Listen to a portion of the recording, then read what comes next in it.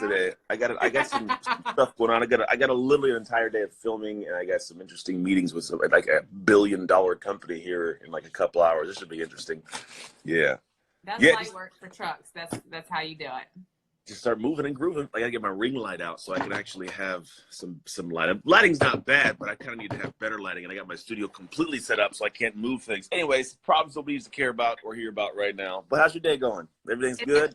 It's going. I'm really freaking excited to have you on here. Yesterday, Mike was on here, and we were talking about nutrition, and we were talking about his carnivore stuff and the kettlebell stuff. And super hyped to have you on here because I was telling him, I don't know if you heard me when you were jumping on, but dude, you have like pushed me beyond any kind of comfort zone that I could ever have. And I'm so grateful for you. And I'm really excited for you to join on here and inspire everybody else because that's like what you do. Yeah, it's kind of like the weird thing that God put me here to do. I mean, that's part of it. But yeah, I'm happy. I enjoy creating new perspectives for people beyond what they thought was possible.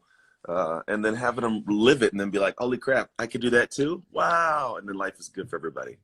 Do you know how many holy crap moments I've had since I've known you? Like, it's pretty cool. Anyways. Yes, absolutely. So we have, everybody is popping on. They're waving. They're throwing diamonds. We are getting diamonds. And roses too? Okay. They have diamonds now in roses? Oh man. Check it out. I didn't know. Oh, I see the diamonds down there. Man, I haven't I gotta get more. So I used to do an IG live 3 times a week, but then when COVID hit, I turned into an excuse making machine as to why I don't do them. So I just haven't done them. Yeah, so I'm missing out on diamonds apparently. They're dropping the ball. Well, now they're dropping them like it's hot. Like it is hot. Yes. Okay, cool. So we're talking design. So we do mindfulness, we do fitness, nutrition, and design. And I know that you have so much that you have to offer. And one of those things is your identity shift. Yeah. And I would love to get some of your pointers, your just like top tier. How do you, when you start working with a client, what advice do you give them? How do you push them outside of their comfort zone to get to that shift? Yeah, well, I mean, so first off, everybody, an identity shift is not an esoteric woo-woo kind of like soul spiritual thing. To be totally honest, what it boils down to is like how we operate as humans every single day, what we create. It's pretty much the symptom of our identity. Think about a sickness, right? If you have something inside of you can't see, but then you have hives or you have a runny nose, right? There's something going on inside that creates this thing you see. It's the same way with an identity. It's the symptom of who you are. And sometimes the symptom is amazing. You can fly, right? You can do amazing things. And sometimes your symptom is you can't seem to figure out how to stop procrastinating. You can't get clear on what you're supposed to do, or you keep getting overwhelmed. You struggle with things too much, right? So there's a lot of different things that become the symptom of our identity. So your identity is a part that if you get it dialed in, you can be incredibly successful. So that's the first part. So I want you guys to grasp that this is a real thing. It's not this random piece, right? Then what happens, we look at the shift aspect. A shift is not a shift in terms of like a change of everything, because change is very difficult. Like it's very difficult. Like here's the thing, you don't even change your diet when you start eating healthy. You shift your diet, right? And it's like people think I change everything. Like, no, you don't. You still are kind of snacking on some of them foods a little bit. But if you try to change it, like you'll want to revert. But if I make little tweaks over time, little by little, I get to the place I want to be. So this is a shift in everything we do to create whatever we have that's new in our life. And so what I do is I try to, as opposed to reactively doing it, because a lot of us do that. We will react to a situation, react to a hardship, react to a weird thing that took place that was a catalyst, but we don't proactively do it. And it's an interesting thing. Like not many people wake up one day and say, you know what? I just don't like how I look. Time to change and shift everything, right? They're like, somebody has to tell you, you gotta have a fat moment. You know, like we always have to have these things take place. And it's like, I don't think we need to do that. I think sometimes waking up and looking at what your life could be is enough of going like, oh, yeah, I don't like this that much. This could be better. Let's do something, right? That could be the catalyst. And then what you do is I have what's called the shift model. And there's a lot that goes into the psychology of this and how it works. And I don't have to do all that. We can go into some of it. There's a good computer metaphor I think really lands for people. But the reality is I have a shift method. The shift method is how I do the work. When I start with clients, we do this process called see, shift, sustain. It sounds simple, but man, is it deep when we get into it. Like there's a lot of work, and I've refined it. Yesterday, I spent an entire 2 hours on my here. It's on my pad here, just breaking down an even deeper structure of how to architect what I call your ideal identity. Because I find like this will be about an 8-page document here in the next couple of days. That is like, I think it might be the best work I've done in terms of how to really actually architect what is the ideal identity for my dream that I will shift into, and how do I make it come to life? Like, how do I activate that in my life, right? So what happens is the first thing we do is something called Roots and Fruits. So those of you guys who are at home, this is something you can do actually at home. And it's a way for you to see. A lot of us want to do the work right now. There's always this desire, I want to do work. And I'm a proponent. Action ends suffering. If I do something, something changes. But the thing is, sometimes we'll start doing work, and then I know you guys have all felt this. You're doing work, and then all of a sudden you get to the back, and you're like, I am drained, and I am no farther along. What's going on? I've done all this, spent all this. Why do I not have this thing I expected to have? And here's why that happens to you. You didn't take the time to see. That's why the first part of the model is see. You started doing the work, but you didn't know if it was the specific right work, because typically the right work's the hard work, and it's hard to find. Like, so we go through a process where I make people dig in. They do stuff with other people in their life, but you really got to see. And what ends up happening is there are parts of your life you're going to have to own up to and see that you don't want to. Like, you just don't want to admit that that's who you are, what you've done, or how you've been. Like, it's like, and then but here's the thing, once you do that, you give yourself permission to progress. Like, most people don't give themselves permission because they won't admit that there's an issue. So you finally say, like, all right, I suck at this a little bit. Now you can pursue the next level of progress. So that's the first piece. But here's one thing we do called Roots and Fruits. So get a piece of paper if you guys want to. Think of it like a tree. In the world of identity, here's the thing that most people don't think about is identity. When we have what's called an identity crisis, it's because something you've created for so long and spent so much time in, it becomes who you are. Like Americans, I read this yesterday, we spend so much time working that we have so much of our identity rooted in work that what happens, the reason we get so busy being busy is because if we don't do a lot of work, we feel like we are less than. We're not worthy. It's a weird dynamic, right? Because you got to work hard and do hard. So if you're not working, who are you? Identity crisis hits, right? It's weird. So I was like, that was a very enlightening piece for me. But here's what happens. When you create like all this energy and put something in, that becomes you. So when you lose that, for me, it was, leaving the NFL, losing that career. For some people, it's leaving the military. It's losing weight. It's sending kids off to college. It's losing the job. It's falling out of the relationship. These are massive shifts in our identity because it rattles and shakes who we are, who we see ourselves to be, and we struggle.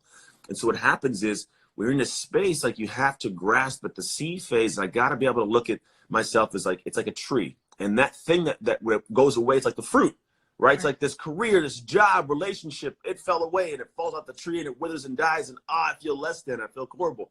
And here's what took me years to realize is we are not the fruit, we're the tree.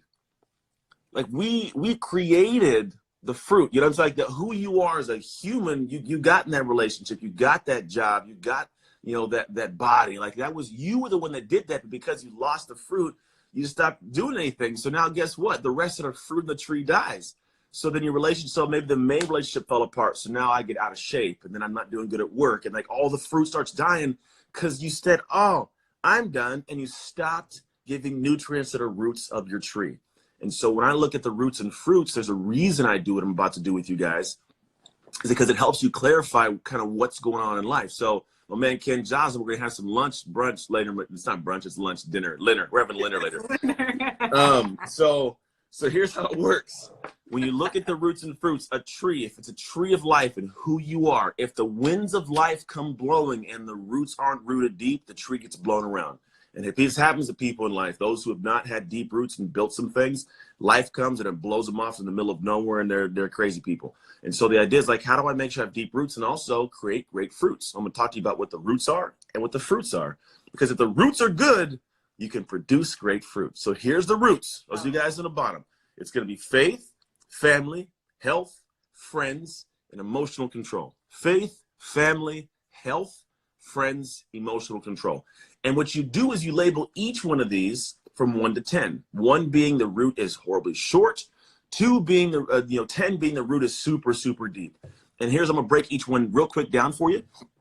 What it is the faith part. It's a faith of either self and or faith in a God, right? Or a higher power, a deity, or Buddha, whatever you want. Like, so it's faith of, do I have faith in me? Like, knowing, like, I got this, right? So the way that I operate is like, I go after weird problems and pursue awkward things because I have this creepy sense of like, you know what?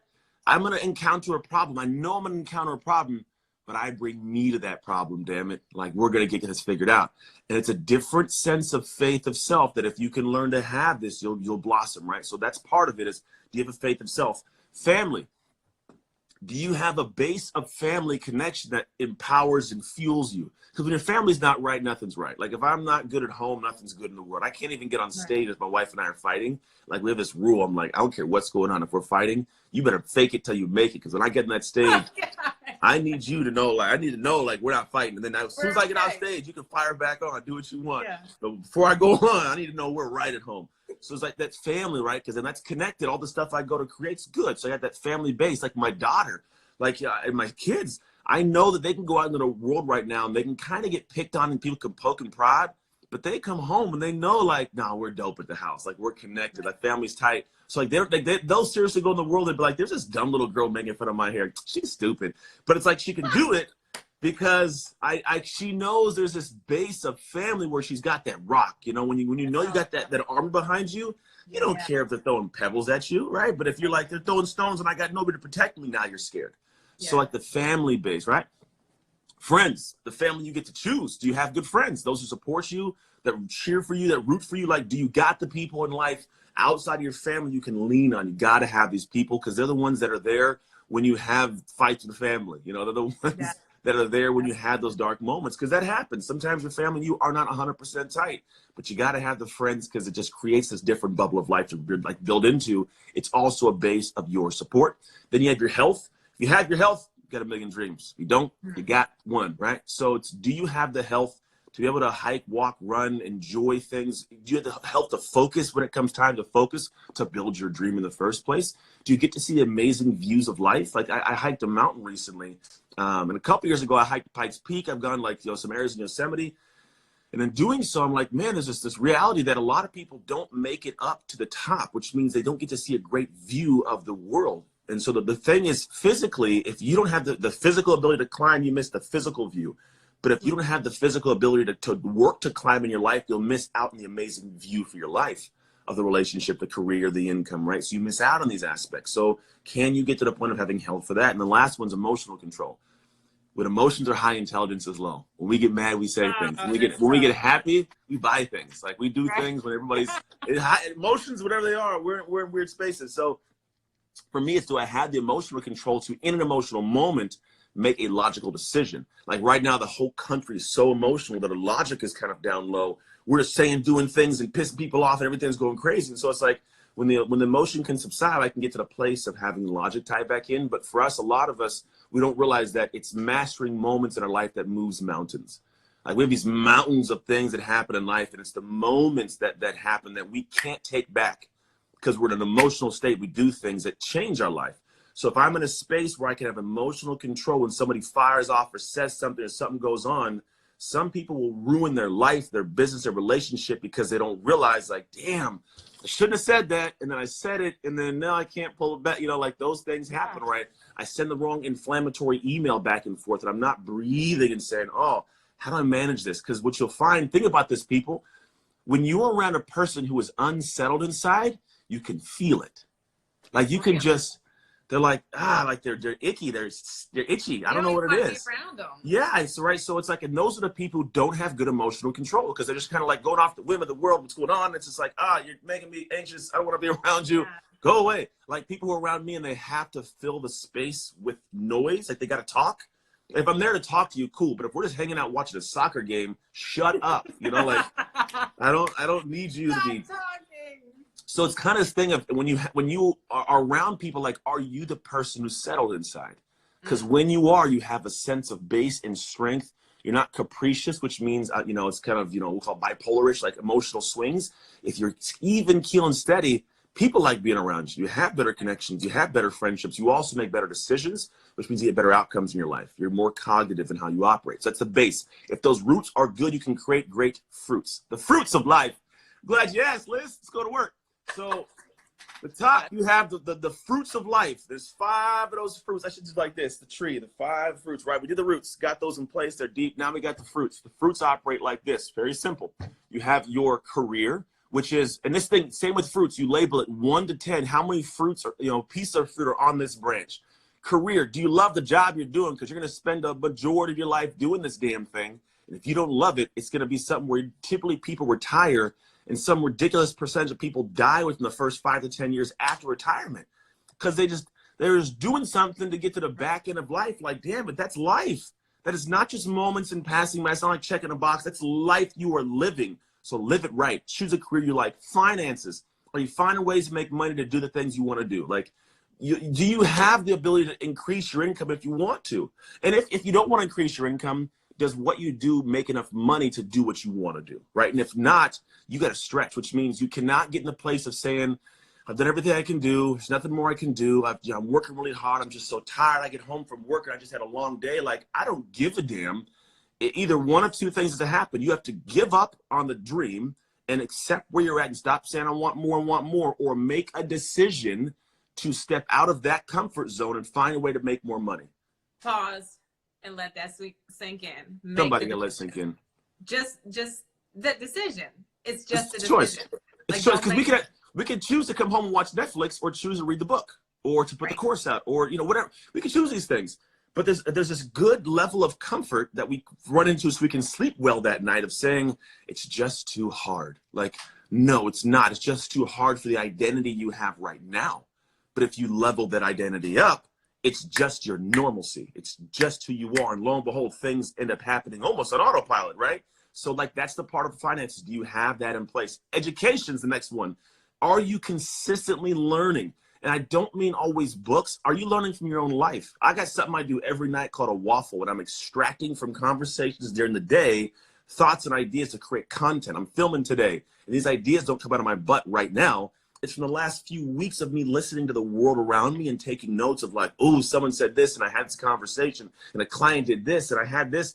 So I'm like learning consistently to create from that space.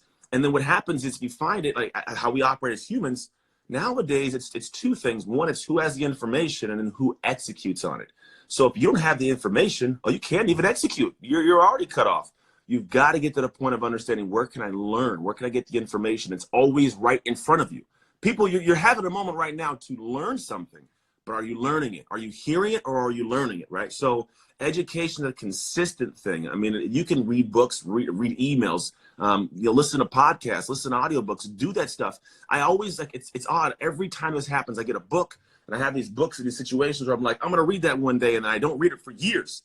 And then I read it, I'm like, yeah, I wish I would have had this book in my head last year when I had that one thing going, So I'm like, I'm consistently trying to grab more info. I took a road trip recently for 10 days, and I listened to 3 books and 3 online courses. And I tell you, like, those little things, they've already moved the needle for me since coming home a week ago. I've already increased revenue from a couple things. I was like, God, why didn't I do this before? So education, learn consistently. Next thing is called escape. Hold on. Yeah. I think that's another thing, really learning, because I was listening to another video that you had earlier, and you said something about, like, you can read all the stuff, you can take all the notes, but if all those notes are in a notebook packed up somewhere and you don't implement it, like, what are you really learning, or are you just taking some time up to listen to a book and write? I mean, you could be learning, but the second part is execution. A lot of that. I think we're in an age so there was, like, the industrial age, technology connection age, we'll call it. And then we got to the information age, which we're still in the information age, kind of the back end, I would say. But here's the separator. I believe we're moving to the execution age. The information age is a bunch of information, which we have it. Everybody, this is free right now. Like, this is tons of stuff. It's all online. You can buy stuff, but then the information gets purchased, and people get shelf esteem.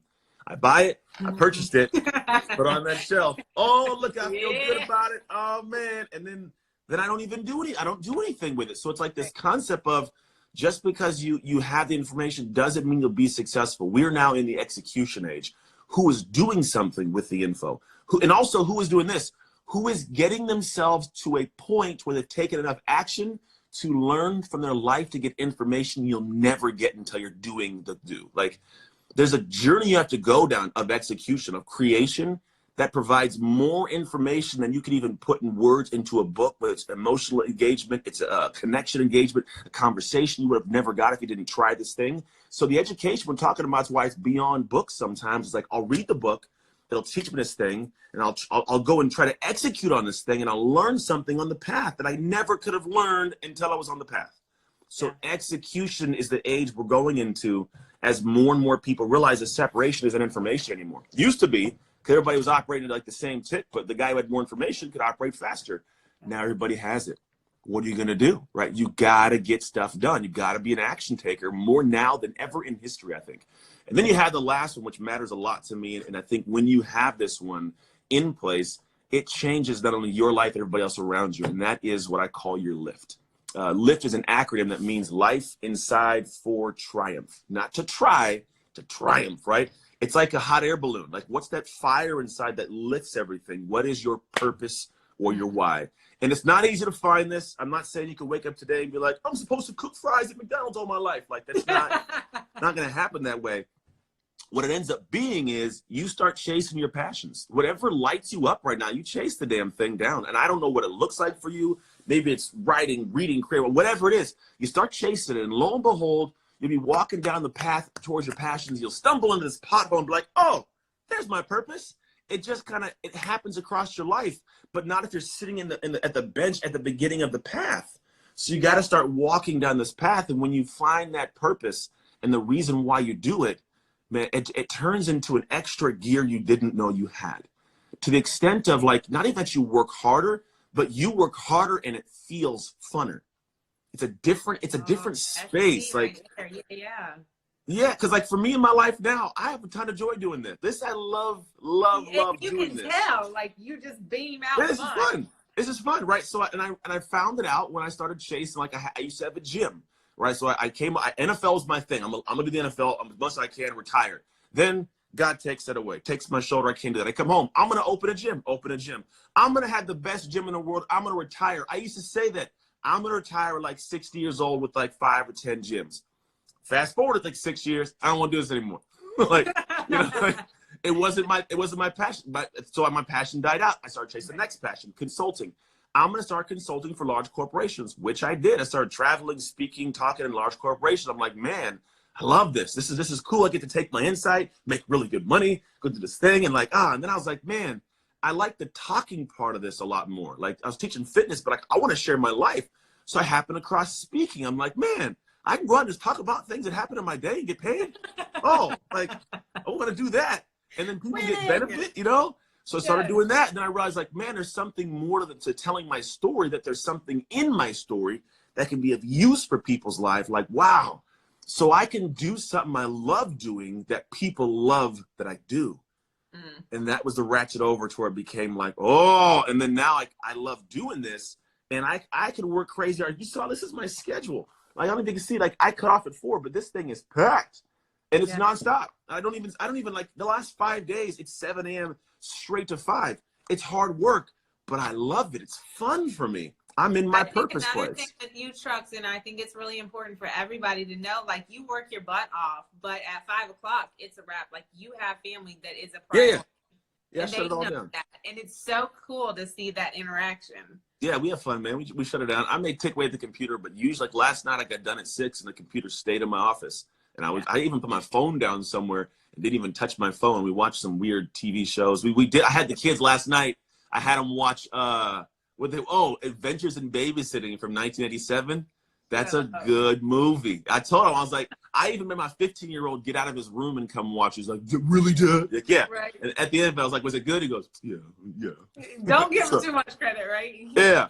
You don't want to give you any credit. But no, so that's how it operates. So here's the thing. If you have great roots, you can create those fruits, because you can't chase your passion if your family's messed up and your health's messed up. Like, you can't educate yourself if you're so focused on, like, how do I fix this friendship? How do I have a confidence in myself? Like, you can't do those things. So I focus heavily, like, make the roots strong so you can focus on building the fruits. And here's the crazy part. when you're focused on the roots, like it just so happens like a tree, if you're focused on watering the roots, the water naturally has a process where it just makes a fruit. So you don't got, like, you don't have to focus on, okay, roots and then go to fruits. Like, no, just focus on these. Like if you focus on a family and everything else, you focus on like my faith of self and confidence. I have these things I'm doing that naturally the water goes up the tree and the fruits come to be, because you're still living your life, but a focus on the roots creates amazing fruit in your life. So that for you, that's my thing for you guys today. It's one of my crazy frameworks I've created over the years. I got like 19, I think, ridiculous frameworks. Have more. Like I would challenge that number. But the thing, like with this analogy, I think it's also really cool to acknowledge the roots, because the roots are in the dark. Like they're not seeing any sunlight, and it's okay. Like it's not always going to be sunshine and rainbows. Yes. So I am so grateful for this. Like I talk to you on a weekly basis, and I don't think I heard the roots and fruits? No, I don't think I've heard the roots. You know, I don't think so. I think there's aspects to where when I'm in business brain, like I don't go into this brain. There's two sides of my work, and I don't like those two sides, but they're necessary. The thing is, it's hard as human beings for us to be in logic and emotion at the same time. So like try doing math and then coloring and drawing. Like it doesn't work. Your brain, it doesn't do it. Like seriously, there's studies that show your brain gotta be one of the. So when we're meeting in our mastermind group, typically I am in like the left side over here, left side of my brain. I'm thinking heavy like logic, strategy, process, creation. And I have fun there. I enjoy this stuff because it's cool to see you guys create. But when I transfer over to like heart, creation, structure, a different method, different model. And so that one side I have the strategies and one side I have the identity shift curriculum, right? There's the curriculum that's based in where's the heart, the human, like the colorful creative side. And here's the thing. In the work that I do, in order to make a shift, you have to do things, actions that accomplish something. That's how you make this shift. It's a process, a statement. If you guys are writing things down, write down this. What you create creates you. The process of creation is a long, arduous, it's just tedious process. And it's through the process that you become this new person. The creation of like a better body. Before, you wouldn't post pictures of yourself working out. It was just like, you know, NASCAR pictures and like unicorns on a wall. And then now it's like Susan straight showing butt cheeks in a yoga pants while she's drinking shakes all day. You know what I mean? Like, get it, Sue. And so that is a process of, she created that body. She did the early morning workouts and the nutritional meals. She said, I don't want that drink at the restaurant. She chose not to go to the restaurant. She cut off friends, go catch a workout. She stayed in and she was hydrating herself. She rode the bike because she missed the run, right? She does that work, that creation process, and looking in the mirror and tracking the weight and tracking the calories. It was a creation of this body. But in doing so, it created this like, damn it, I'm awesome. Like, I love me. And then you show up differently. You are now this person. Those things that were hard in the beginning, they're now easy. They're not like drudgery to do anymore. It's almost like it's weird when you don't do these things. And that's how successful people operate. That's where you have to think, what's the ideal identity for my dream? How do they operate? And when you know what those are, the 6 core drivers, when you know what those are and you build into them, that's what this whole thing I showed you a minute ago is like designing that. When you design it and then like, all right, let's put it to work. Like there's a change, and that's the beauty. So my work, like I was saying, is I need actions to be put in place to create this. It's always actions, reactions, and habits. So I look at these core areas and what are the actions, reactions, and habits necessary to build this identity. And then what I do is say, all right, what do we need to put in? And those actions might be to build a business, to get healthier, to fix the marriage, right? It's just that you got to choose the actions because they're going to take place. They need to take place because I need to get you to moments that you want to stop and throw your ass over the wall. Like I gotta get you to the wall, and then I gotta get you over the wall, and you go, oh, look at me, I'm on the side of the wall, right? It's a different feel. So if I'm gonna give you actions, they might as well be the actions that move the needle for you, right? So that's how I do a lot of my work. I love it. I love it. Awesome. As usual, dropping massive amounts of knowledge. So thank you, Trucks. For sure, though. I mean, I can't thank you enough, but that's a whole nother story. All right. So if somebody wants to find out more information from you about what you have going on, do you have any, share with us what you want to share with us. I got a lot of stuff. I don't know here's the best thing I'm going to tell you to find it all about what I do. You can go to anthonytrucks.com. It's very simple. You just go to anthonytrucks.com like it sounds, or DM me the word shift here on Instagram, and then we'll get you back in a conversation, ask what you need help with. Because essentially someone said, what do you coach? I teach people how to expand who they are so they can reach their full potential. And that full potential, I got moms that are housewives in Chicago. I've got executives that work for Amazon, CEOs of companies. I mean, I got a little bit of everybody that happens to be clients, because it doesn't matter what your end result goal is. It's going to happen because you shifted your identity. Every person that's ever had success, if I track it back to who they were back in the day, they're just a different person they are now. They made that shift. Problem is, a lot of people take the long way to do it, and it takes forever. Whereas for me, I'm like, I'm going to collapse the time for you. I'm going to shorten that window because I know the process to doing it now, the science behind it, the steps behind it. And so for me, it's like, if you want to make that shift to be able to be happier, be healthier, be more successful, then just DM me the word shift, and we'll show you the programs that we put in place to help you go through that shift model to make that happen. Yeah, so you'll absolutely get a shift, and you will absolutely have fun doing it. It might be challenging, but it will be fun. So definitely shift up to the trucks. To make shift happen. Make shift happen. Hashtag. Yeah, we actually are making that hashtag, no lie. My team and I just planned it out yesterday. I say it a lot. He's like, all right, from now on, you close videos that you say that a lot. So people are like, oh, that's the shift guy. Hashtag make shift happen. And go send a DM on shift. Get that shift done. Get that shift done. All right. Thank you so much, Trucks. I will talk to you soon. You're awesome. And we are outie.